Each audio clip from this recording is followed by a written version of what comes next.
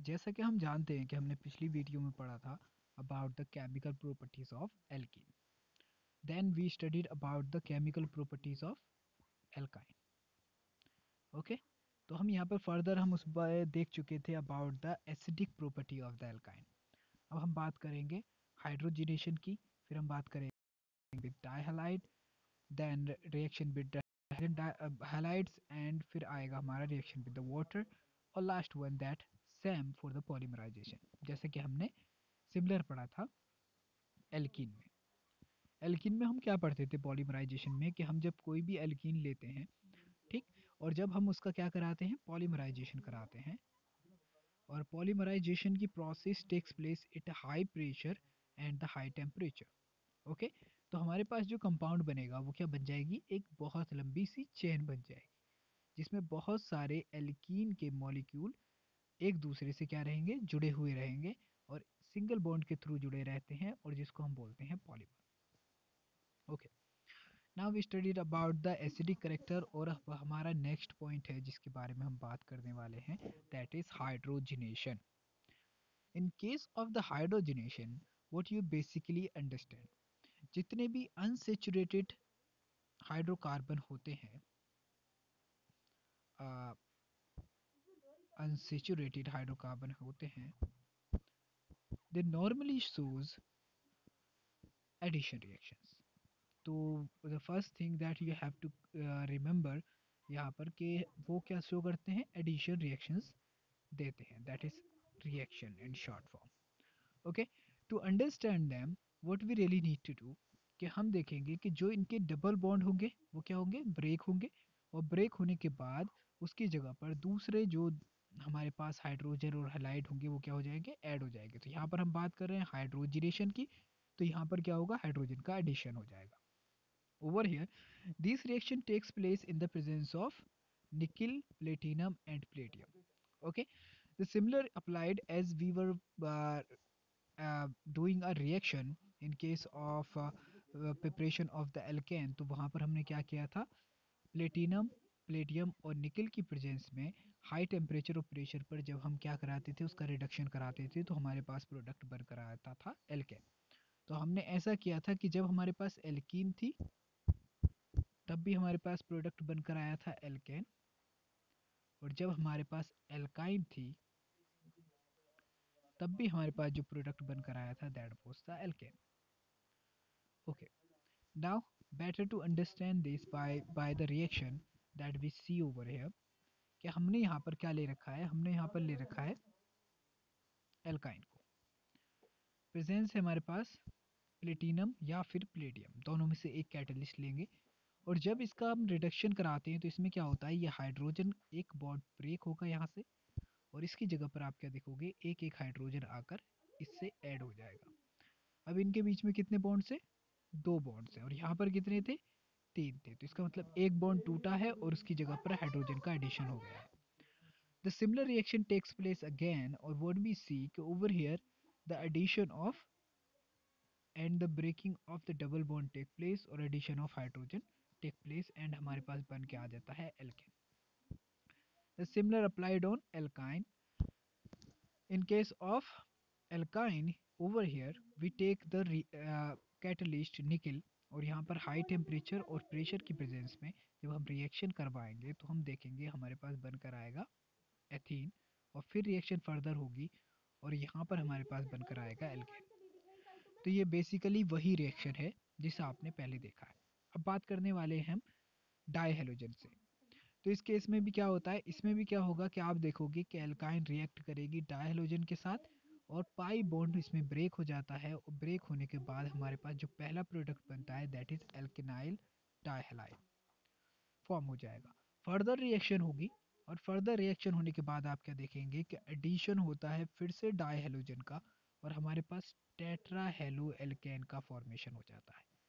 We know very well this is a addition reaction, because इसके अंदर दो reactant आपस में कंबाइन होने के बाद एक फाइनल प्रोडक्ट दे रहे हैं, that's why we call them addition reactions. तो यहाँ पर हमारे पास ले रखा है हमने प्रोपाइन, और इससे हम डाइब्रोमाइड का एडिशन करवाते हैं, तो हमारे पास प्रोडक्ट बन के आता है 1,2 डाइब्रोमोप्रोपेन।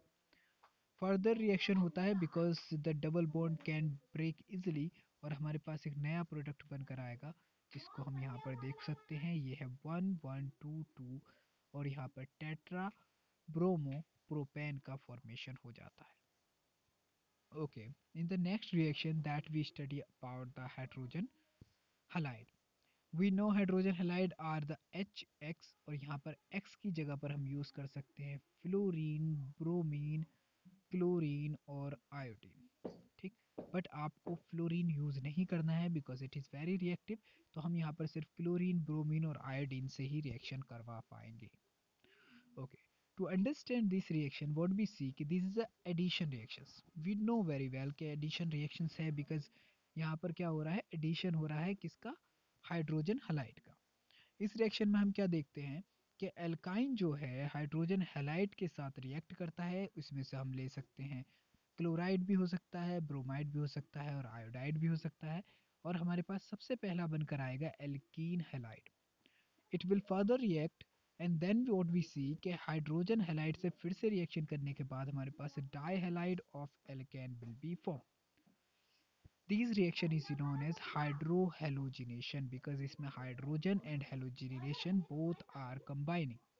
ओवरऑल यहाँ पर पहले रिएक्शन होगी और पहली रिएक्शन में हमारे पास बनकर आएगा ब्रोमोएथीन, और further reactions takes place and हमारे पास फाइनल प्रोडक्ट बनकर आता है 1,2 di bromo ethane. Okay, the next reaction about the water, with the water, in case of water what you see over here कि when it reacts with water तो normally it does not react at normal temperature, यहाँ पर कोई भी reaction नहीं होती है alkene के साथ। ठीक, अगले पॉइंट पर क्या होगा कि अगर हम क्या करते हैं, हम किसी रिएजेंट की प्रेजेंस ले, जैसे फॉर एग्जांपल हमने ले लिया मर्क्यूरिक सल्फेट और डाइल्यूट सल्फ्यूरिक एसिड, और टेम्परेचर को हमने अराउंड कर दिया 333 केल्विन, तो इस कंडीशन में जो हमारे पास प्रोडक्ट बनकर आएगा वो बनकर आएगा carbonyl compounds. Carbonyl compounds are called like aldehyde जो हम पढ़ चुके हैं, और ketone, these are known as carbonyl compound. Generally हम कार्बोनिल कंपाउंड्स में इन दोनों को पढ़ते हैं। ओके, अब क्या होने वाला है यहाँ पर, आप देखोगे कि हमने प्रेजेंस ली है, जो रिजल्ट चाहिए थे हमें मर्क्यूरिक सल्फेट की और हाइड्रोजन सल्फेट का, वो भी डाइल्यूट लेना है। ठीक, और टेम्परेचर हमने ये कर दिया। ठीक, जब हम एथाइन से रिएक्शन कराएंगे तो पहली रिएक्शन होगी, हम जानते हैं ये जो वाटर मॉलिक्यूल है इसको हम ऐसा सपोज कर सकते हैं H प्लस और OH निगेटिव। ठीक, अब एक कार्बन से ये ऐड हो गया सपोज करो और एक कार्बन से ये ऐड हो गया, तो हमारे पास प्रोडक्ट बनकर क्या आएगा, एथीन 1 ऑल, जो कि आप यहाँ पर देख पा रहे हैं। अब बेटा इसके अंदर रीअरेंजमेंट होता है। रीअरेंजमेंट का मतलब होता है कि जो कार्बन पर हाइड्रोजन ऐड है या फिर जो डबल बॉन्ड है वो इजिली ब्रेक करने के बाद एक मोर स्टेबल बॉन्ड का फॉर्मेशन करता है, जिसमें हम क्या देखेंगे, यहाँ पर जो लॉन पेयर होंगे वो शिफ्ट हो जाएंगे इधर, ये बॉन्ड टूटेगा इधर, और ये हाइड्रोजन यहाँ से निकल कर पहुँच जाएगा इसके पास, और हम देखेंगे यहाँ पर हमारे पास एथेनॉल का फॉर्मेशन हो जाता है। This is very interesting reaction. You try to remember it. Okay. The next reaction that we are going to study about the polymerization. Polymerization में क्या होगा कि इसमें सबसे पहले आप एथाइन लेंगे और एथाइन की रिएक्शन करा देंगे HCl से। जब आप HCl से रिएक्शन कराते हो तो आपको पता है यहाँ पर in the presence of HgCl2 हमारा जो पहला प्रोडक्ट बनकर आएगा वो बनकर आएगा बिनाइल क्लोराइड, या फिर हम इसको एल्कीन क्लोराइड भी कहते हैं। This is a type of addition reaction. अब देखो यहाँ पर एल्कीन का फॉर्मेशन हो गया, और जब हम एल्कीन का पॉलीमराइजेशन कराते हैं तो पॉलीमराइजेशन के बाद इसमें क्या होता है, सेम जैसे कि एल्कीन का हमने पिछली रिएक्शन में कराया था वैसा ही यहाँ पर प्रोडक्ट बनकर आएगा, जिसमें n नंबर ऑफ मॉलिक्यूल एक दूसरे से अटैच होकर एक लाइन या फिर चेन बना लेंगे। अब यहाँ पर ये पॉली मॉलिक्यूल अटैच हुए तो हम बोलेंगे पॉलीविनाइल क्लोराइड, जिसकी शॉर्ट फॉर्म हो जाएगी PVC। ठीक, आपने जनरली प्लास्टिक के ऊपर लिखा हुआ देखा होगा PVC। क्लियर। अब हम क्या करते हैं, फिर से हम रिएक्शन करवाते हैं किसके बीच में, एथाइन की, और इस बार हमने रिएक्शन करवा दी हाइड्रोजन साइनाइड से। अब जैसे ही हाइड्रोजन साइनाइड से रिएक्शन होगी यहाँ पर बनकर आएगा बिनाइल क्लोराइड। ठीक है, और इस बिनाइल क्लोराइड का भी फिर से हम क्या कराएंगे, पॉलीमराइजेशन कराएंगे।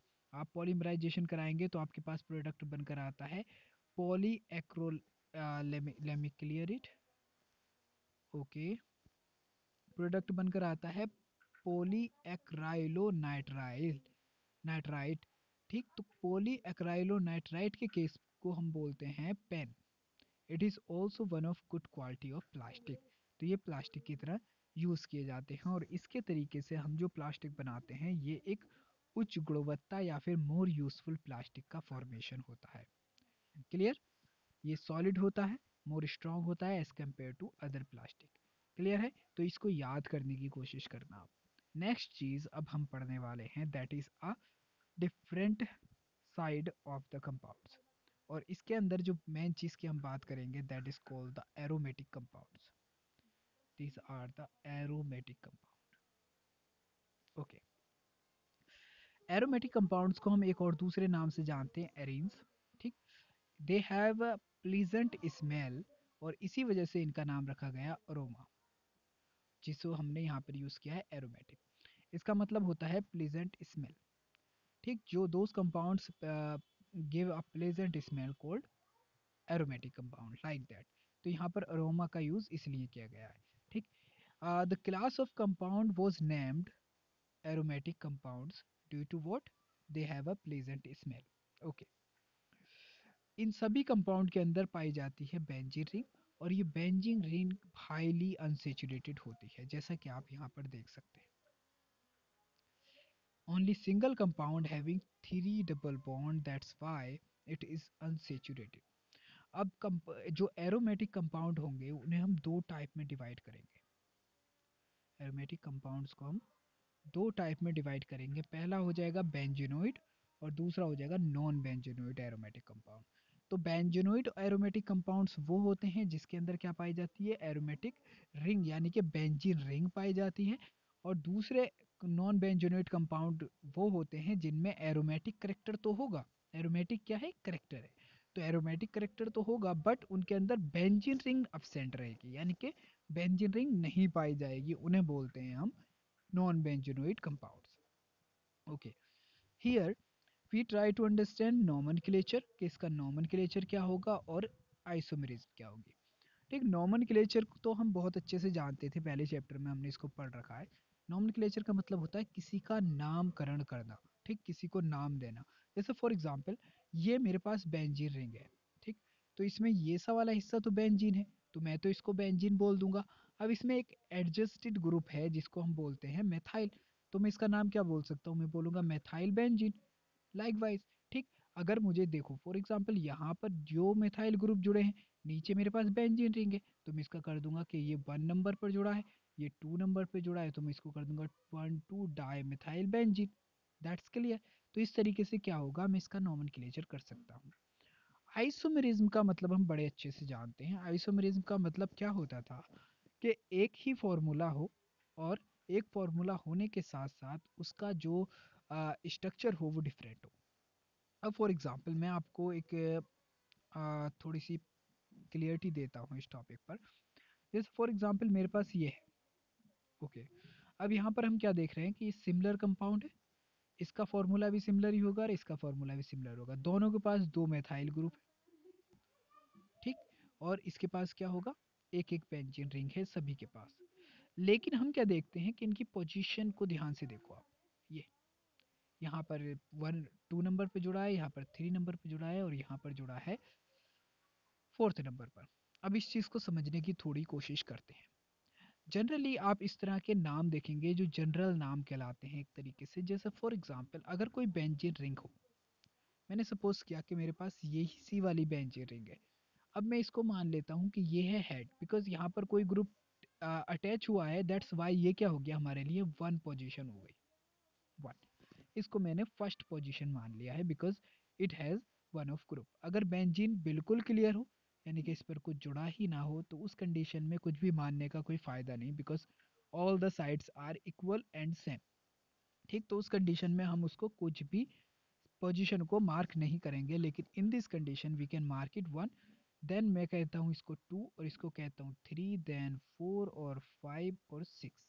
ओके, यहाँ तक हमारे पास क्या हो गया, ये हम 6 तक पहुँच गए। Okay, that's clear. अब हम क्या करते हैं, हम मूव करते हैं यहाँ से कि आप ये देखो कि जब हम इस 1 नंबर से इधर आए तो ये 2 होगा, इधर आए तब भी ये 2 ही होगा, because the distance in both the side is same. That's why हम इस दोनों ही पोजीशन को कहेंगे ऑर्थो। तो अगर कोई ग्रुप यहाँ पर जुड़ा हो तो हम उसको बोलते हैं ऑर्थो। ठीक, सिमिलरली हम थोड़ा नीचे जाते हैं और हम देखते हैं कि जब हम यहाँ से थर्ड पर जाएं और इस साइड से थर्ड पर जाएं तो हम दोनों ही साइडों में पाएंगे कि इस तरफ का और इस तरफ के दोनों ही पोजीशंस कहलाती हैं मेटा। ये दोनों पोजीशन कहलाती हैं मेटा। ओके, अब जब हम डायरेक्ट नीचे पहुंचते हैं फोर्थ नंबर पे दोनों साइडों से, तो ये जो हमारे पास हिस्सा आएगा इसको हम बोलेंगे पैरा। ओके, ये हो जाएगा हमारा para. Okay, this is clear I think. अब मैं आपको इसका जनरल यूज दिखा देता हूँ कि जब हम जनरली किसी कंपाउंड का नोमेनक्लेचर करते हैं तो इसका यूज क्या होता है। ओके, अब जैसे फॉर एग्जांपल हम सिंपल वाला देखते हैं, जैसे यहाँ पर हमने इसको तो 1 कह दिया। ठीक, फिर आते हैं हम इस जगह पर और हम देखते हैं यहाँ पर क्या है, ये मिथाइल ग्रुप जुड़ा हुआ है। ठीक, दैट्स वाई हम इसको क्या बोलेंगे, हम इसको बोल देंगे, आप ये नीचे देख पा रहे होंगे, ऑर्थोजाइलिन।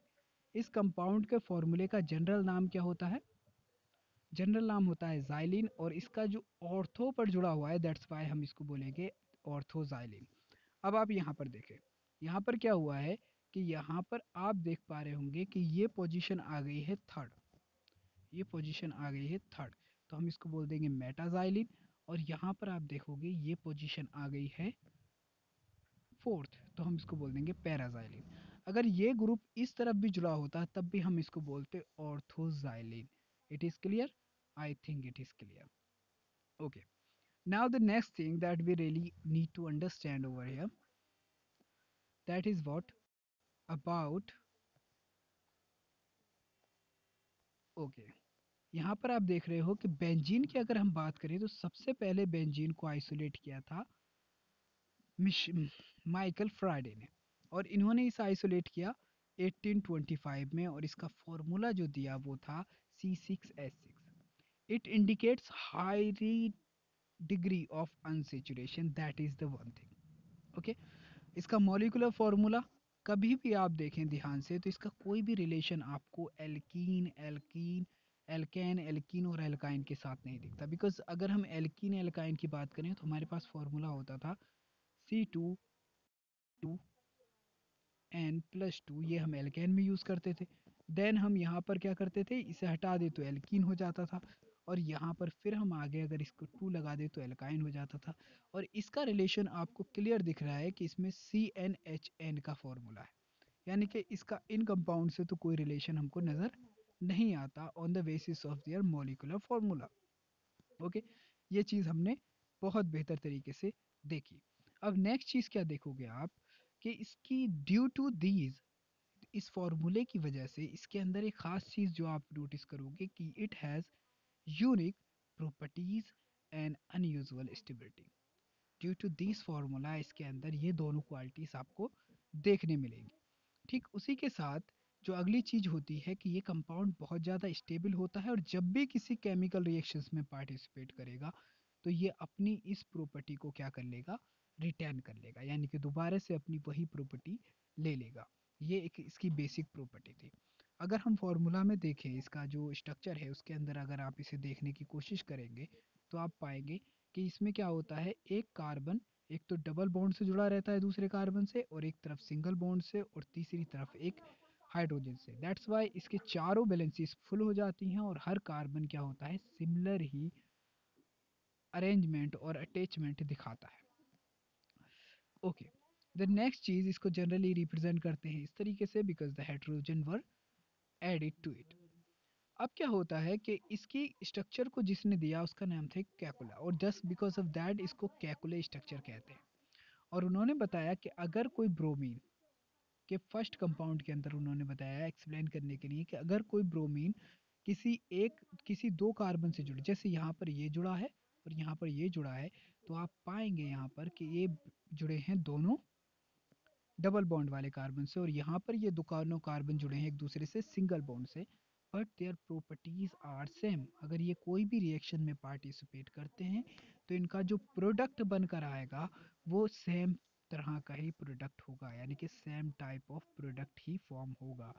दैट्स वाई इसने कैकुले की स्ट्रक्चर को क्लियरली एक्सप्लेन कर दिया। और ये दो तरह की स्ट्रक्चर दिखाता है जिसको हम देख पाएंगे कि अगर आप इसकी स्टेबिलिटी की बात करें तो stability of the resonance structure of benzene की हम बात करते हैं तो हमारे पास दो स्ट्रक्चर हैं। ए के अंदर आप देख सकते हैं 1 2 3 4 5 6, और यहाँ पर 1 2 3 4 5 6, और यहाँ पर आप देख पाओगे कि यहाँ पर आपको सिंगल बॉन्ड नज़र आ रहा होगा, यहाँ पर आपको डबल बॉन्ड नज़र आ रहा होगा। तो इस कंडीशन में आप देखोगे कि ये जो बॉन्ड होते हैं these are delocalize because they can move from one place to other. Single bond तो ये अल्टरनेटली एक दूसरे की पोजीशन को चेंज करते रहते हैं, और इसकी स्ट्रक्चर जो होती है वो रीजोनेंस करती है, यानी कि एक दूसरे में बदलती रहती है। और हमको फाइनल बेंजीन का करेक्टर जो होता है वो इन दोनों का मिड पार्ट का होता है। ठीक है, अब यहाँ पर आप देख पा रहे हो कि ये बॉन्ड यहाँ शिफ्ट हो जाएगा जैसे कि आपने यहाँ पे देख लिया, फिर ये यहाँ पर शिफ्ट होगा जैसे कि आपने यहाँ पर देखा, और ये यहाँ पर शिफ्ट होगा जैसे यहाँ पर होता है, और फिर ये इस तरीके से एक दूसरे में चेंज होते रहते हैं। Now we talk about the aromaticity before it. Okay, तो our topic was that time aromaticity. If we start the aromaticity, the first thing remember that a benzene is called the parent's aromatic compound, यानी कि जब benzene जो होता है that is the first compound, और इससे ही दूसरे एरोमेटिक कंपाउंड ड्राइव होते हैं, that's why we call it the parents compound. Okay, the name is applied to all the ring system, यानी कि जितने भी आप रिंग सिस्टम बनाएंगे उसके अंदर क्या होगा, इसका नाम अप्लाई किया जाएगा। ओके, तो हैविंग बेंजीन रिंग, यानी कि उसके अंदर अगर बेंजीन रिंग पाई जाती है तो इसके करेक्टरिस्टिक्स क्या हैं इनको समझना ज़रूरी है। टू बी एरोमेटिक कौन कौन से करेक्टरिस्टिक होने चाहिए। तो first thing first that is planarity, यानी कि बेंजीन रिंग जो होती है प्लानर होती है, बिकॉज हमने देखा था कि बेंजीन जो रिंग है इसके अंदर sp2 कार्बन पाया जाता है। अब sp2 कार्बन जो होता है ये कैसा शेप बनाता है, ये बनाता है ट्राइगोनल प्लेनर। ठीक, अब ड्यू टू ट्राइगोनल प्लेनर क्या होता है कि जब 6 कार्बन ट्राइगोनल प्लेनर शेप बनाएंगे तो बेंजीन की शेप कैसी हो जाएगी, बेंजीन की शेप हो जाएगी लाइक दिस, यानी कि एकदम प्लेनर शेप हो जाएगी। तो बेंज टू बी एरोमेटिक एक कंपाउंड को एरोमेटिक होने के लिए प्लेनर होना कंपलसरी है, दैट्स मीन उसके अंदर प्रेजेंस ऑफ sp2 कार्बन होना ज़रूरी है, it is compulsory. The second thing, complete delocalization of pi electron in the ring। तो हमने देखा था कि इसमें क्या हो रहा है, delocalization of pi electron taking place। तो इसके अंदर हर एक कंपाउंड के अंदर delocalization of pi electron होना चाहिए। The second thing that is कि it must follow these rule, यानी कि इसके अंदर 4n+2 पाई इलेक्ट्रॉन्स होने चाहिए। ठीक है, 4n+2 पाई इलेक्ट्रॉन होने चाहिए जिसमें n की वैल्यू लगभग 0 1 2 आ जाए, जैसे कि हम हकल रूल की बात करते हैं, और इसी को हम हकल रूल कहते हैं कि अगर वो इस फॉर्मूले को फॉलो करेगा that's mean that is following the हकल rule. Okay, next thing here, there are some of the example of the aromatic compound। it is a benzene, so it we know that is a aromatic compound। इसमें benzene ring है, ये भी aromatic होगा, इसमें benzene ring है aromatic होगा, इसमें benzene ring है, ये भी aromatic होगा। but these both the compounds are also aromatic compound। जैसा हमने देखा था जिन compounds के अंदर benzene ring होती है उनको बोलते हैं हम benzenoid compound, benzenoid compounds। Okay, और जिनमें नहीं पाई जाती उनको बोलते हैं हम non benzenoid compound. Okay, I think you understand it. तो ये कहलाएंगे हमारे non benzenoid compounds. But this both the compounds exist. अब इसके अंदर बेंजीन रिंग नहीं है लेकिन ये नहीं है, लेकिन हम एक चीज़ क्या नोटिस कर रहे हैं, इसमें बेंजीन रिंग नहीं होने के बाद भी अगर ये एरोमेटिक करेक्टर को फुलफिल करता है, यानी कि जो करेक्टर प्लेनेटी के होते हैं, कंप्लीट डेलोकलाइजेशन के होते हैं, और 4n+2 पाई इलेक्ट्रॉन्स के होते हैं, अगर ये उन्हें फॉलो कर रहा है तो इट इज़ क्लियर नाउ कि ये भी क्या है, एक एरोमेटिक कंपाउंड्स है। ठीक, तो इसे समझने के लिए हम इस रूल को इस पर अप्लाई करके देखते हैं। तो फर्स्ट थिंग फर्स्ट, सबसे पहले हम इस रूल को अप्लाई करते हैं अपनी बेंजीन रिंग पर। ठीक है, तो हमारे पास यहाँ पर सबसे पहले पाई इलेक्ट्रॉन गिनो, सिर्फ और सिर्फ हमको पाई बॉन्ड इलेक्ट्रॉन ही गिनने हैं। तो एक बॉन्ड बनाने के लिए दो इलेक्ट्रॉन का इन्वॉल्वमेंट होता है। तो एक बॉन्ड इलेक्ट्रॉन इधर से आएगा, एक इधर से आएगा, तो यहाँ पर पाई इलेक्ट्रॉन में कितने हो गए, दो हो गए। यहाँ पर जब हम पहुँचेंगे तो 2 + 2 4 हो जाएंगे, और यहाँ पर पहुँचे तो 4 + 2 6 हो जाएंगे। तो इसके पास 6 पाई इलेक्ट्रॉन हैं। तो ये इक्वल होने चाहिए किसके, इसके इक्वल होने चाहिए। ठीक है, तो हम इसको रख लेते हैं। ठीक है, यहाँ पर अप्लाई करने के लिए तो यहाँ पर हो जाएगा 4n + 2, और यहाँ पर क्या है, पाई इक्वल टू क्या होगा, हमारे पास 6 पाई इलेक्ट्रॉन है। ठीक है, तो पाई से पाई तो पहले कट गया, फिर बचता क्या हमारे पास, 4n + 2 = 6। अब इस 2 को इधर ले जाते हैं एज ए नंबर, तो n = 6 - 2, और हम क्या देखेंगे, हमारा 4 आ जाएगा। और जब हम 4 से 4 को काट देंगे तो हमारा n बराबर क्या बचने वाला है, 1। अब यहाँ पर हमने देखा n बराबर 1 है, तो हम ये अपना रूल थोड़ा सा क्लियर कर लेते हैं यहाँ पर।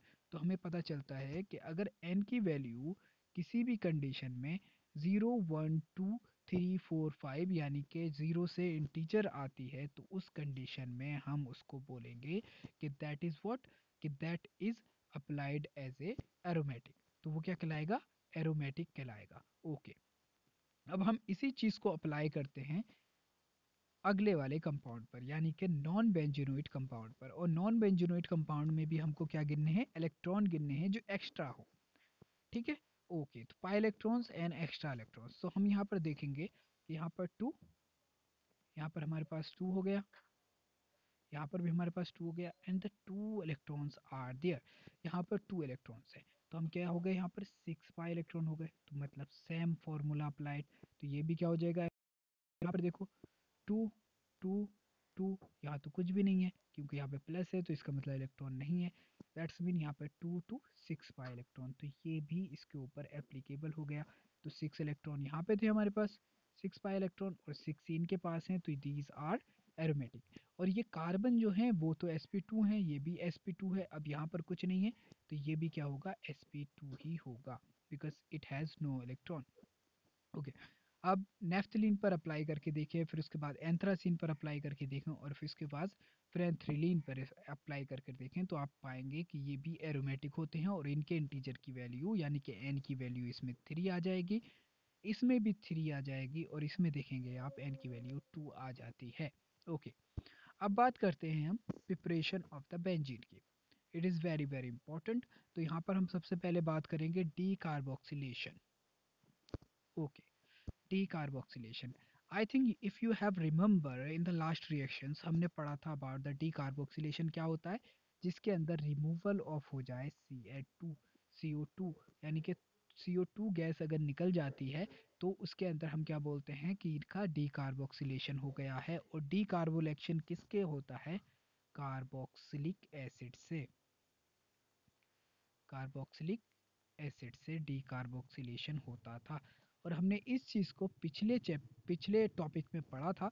तो अगर आपको थोड़ा सा भी याद हो उसके अंदर, तो आपको देखेंगे कि हम सोडा लाइम के साथ रिएक्शन करवाते थे जब किसी कार्बोक्सिलिक सॉल्ट की, कार्बोक्सिलिक एसिड सॉल्ट की विद सोडियम और पोटेशियम, तो हमारे पास जो प्रोडक्ट बनकर आता था उसी के थ्रू हमको यहाँ पर एरोमेटिक रिंग या एरोमेटिक कंपाउंड का फॉर्मेशन करना है, जो कंपाउंड होगा हमारे पास क्या, बेंजीन। ठीक, तो हमें एल्केन्स वगैरह के अंदर ऐसी रिएक्शंस कराते थे। नेक्स्ट रिएक्शन पढ़ेंगे हम रिडक्शन ऑफ फिनोल। तो इसके लिए जनरली क्या होता है, जिंक से रिएक्शन करा देते हैं। और फिर बात करेंगे हम साइक्लिक पॉलीमराइजेशन, और इसके अंदर याद रखना ये रिएक्शन हमको मिलती है एल्काइल से। Okay, further move to the chapter, और हम यहाँ पर पाते हैं डीकार्बोक्सिलेशन ऑफ एरोमेटिक एसिड। ठीक, तो यहाँ पर क्या होगा, हमारे पास बेंजोइक एसिड होगा। बेंजोइक एसिड क्या होता है कि इसके अंदर बेंजीन रिंग पर COOH ग्रुप जुड़ा रहता है। ठीक, COOH ग्रुप जुड़ा रहता है, इसी वजह से इसको बोलते हैं बेंजोइक एसिड। ये क्या है, it's a type of carboxylic acid जो एरोमेटिक है। और इस कंडीशन में हम इसकी रिएक्शन करवाएंगे सोडा लाइम के साथ। हम जानते थे सोडा लाइम क्या होता था, सोडियम हाइड्रोक्साइड NaOH और प्लस CaO यानी कि कैल्शियम ऑक्साइड। इसके साथ रिएक्शन कराते हैं तो हमें सबसे पहले मिलता है sodium salt of benzoic acid. अब क्या होगा, देखो यहाँ पर आपके पास जो NaOH होगा ये बेस है, ये एसिड है, तो यहाँ पर H, यहाँ पर OH, और हमारे पास प्रोडक्ट बनकर आएगा सोडियम बेंजोएट। ठीक, ये सॉल्ट बन गया। अब इस सॉल्ट को हम फर्दर हीट करते हैं हाई टेम्परेचर पर, तो आप देखोगे कि हमारे पास प्रोडक्ट बनकर आएगा बेंजीन।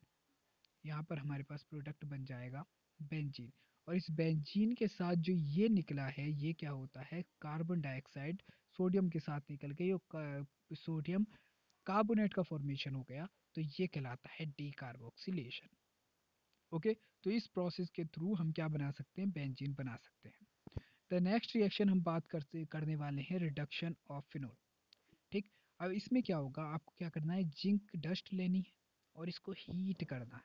ठीक, हाईली टेम्परेचर पर, और उसी टेम्परेचर पर आपको पास करानी है फिनोल वेपर। यानी कि आपके पास जो फिनोल वेपर होगा आप उसे पास कराएंगे। और जब आप इसे पास कराते हैं तो आप देखेंगे कि इसके अंदर आपके पास बेंजीन बनकर आती है। ठीक, और इससे ऑक्सीजन का रिमूवल हो गया, that's why we call it कि यहाँ पर रिडक्शन हुआ है। ओके, अब बात करते हैं साइक्लिक पॉलीमराइजेशन की। It's one of the important reaction, because ये बेसिकली पूछ ली जाती है। इसमें क्या करते हैं, एथाइन गैस लेंगे जो हमारे पास ट्रिपल बॉन्ड वाली होती है, और उसको पास कराते हैं through a red hot iron tube. और इस पर टेम्परेचर लगभग 873 केल्विन लेना होता है, because it's a very high temperature. Okay, इस कंडीशन में जब आप रिएक्शन कराएंगे तो आपके पास जो कंपाउंड का फॉर्मेशन होगा that is called the benzene. ठीक, तो यहाँ पर क्या होता है, एक ट्रिपल बॉन्ड टूटता है दोनों तरफ से और ये आपस में एक दूसरे के साथ जुड़ जाते हैं और हमारे पास बेंजीन का फॉर्मेशन हो जाता है। Okay, now we really need to study about the properties of the benzene, because benzene की ही property पढ़ रहे हैं हम। This is not the property of all the organic compound, but all the aromatic or aromatic compounds show the similar properties to benzene. Okay, it's so the kerosene oil like odor, यानी कि इसकी smell kerosene oil की तरह होती है, और this is a colorless liquid. Okay, it's a non polar. अब ये नॉन पोलर हाइड्रोका एरोमेटिक हाइड्रोकार्बन है, तो it must be insoluble in polar solvent. तो ये पोलर सॉल्वेंट में सॉल्युबल नहीं होगा, जैसे कि हम जानते हैं वाटर में ये नहीं घुलेगा।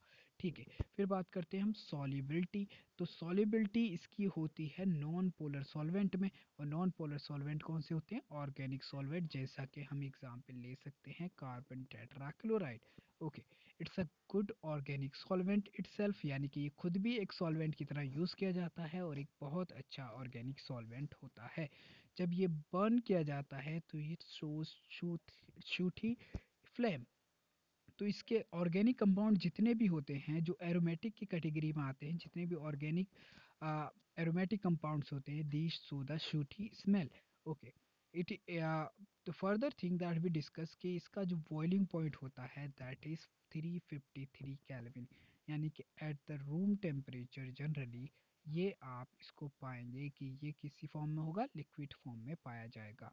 Okay, some of the chemical reactions that we have to study in this chapter are very important. Okay, in reactions को हम यहाँ पर पढ़ने वाले हैं, but I think I should really take them in the next chapter because that will be very good.